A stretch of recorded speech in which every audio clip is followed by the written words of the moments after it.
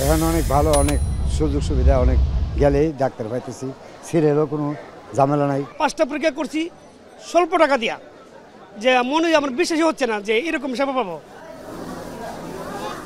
সেবা পেয়ে এভাবেই স্বস্তি জানাচ্ছিলেন ঢাকা মেডিকেল কলেজ হাসপাতালে বহির্বিভাগে আসা রোগীরা।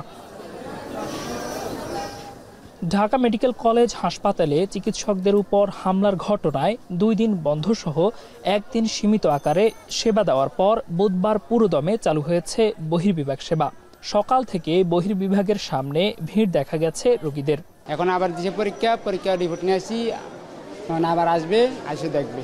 অল টাইম মনিটরিংয়ে রাখে, আর আমাদের তো সেনাবাহিনীরা ওনারা আছে করতেছে, যদি আরও একটু মনিটরিং করতো আমার মনে হয় আমরা সাধারণ রোগীরা একটু অনেক হেল্প পেতাম। এ সময় কারো কারো কণ্ঠে ছিল অভিযোগের সুর। দীর্ঘ সময় অপেক্ষার পরও ডাক্তার চেম্বারে আসেননি বলে জানান তারা। আজকে এখনো ডাক্তার আসে না, 11টার সময় আসবো। আজকে আমি রিপোর্ট দিয়ে বয়া রয়েছি, বিশ্ববিদ্যালয়ের রিপোর্ট রয়েছি, রবিবার জ্ঞানদাম হয়েছে বহে না, আজকে বুধবার আইতে বসে, এখনো ডাক্তার আসে নাই। হাসপাতালের বহির্বিভাগের সামনে বিজিবি সদস্যদের সতর্ক অবস্থানে দেখা গেছে। সিভিল ড্রেসে ছিলেন আনসার সদস্যরা। হাসপাতাল জুড়ে তৈরি করা হয় নিরাপত্তা বেষ্টনী। রোগীদের সেবা দিতে পূর্ণ প্রস্তুতির কথা জানালেন এ চিকিৎসক। জনবান্ধব সেবা নিশ্চিতে সব ধরনের প্রস্তুতিও নেওয়া হয়েছে। বর্তমান পরিস্থিতিতে আমাদের চিকিৎসকদের নিরাপত্তা ব্যবস্থা জোরদার করার প্রেক্ষিতে এখন পরিস্থিতি খুবই স্বাভাবিক এবং আমাদের হাসপাতাল প্রশাসন এই ব্যাপারে আমাদেরকে সহযোগিতা প্রদান করছে।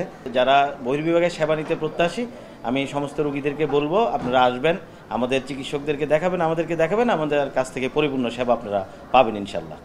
নতুন সরকার দায়িত্ব নেওয়ার পর স্বাস্থ্য খাতে 90 দিনের মধ্যে দৃশ্যমান পরিবর্তনে কাজ করছে স্বাস্থ্য অধিদপ্তর, যা বাস্তবায়ন হলে পরিবর্তন আসবে স্বাস্থ্যসেবা খাতে, এমনটাই বলছেন সংশ্লিষ্টরা। দেলোয়ার দোলন, এখন, ঢাকা। সানবিট সব দিবে সামাল।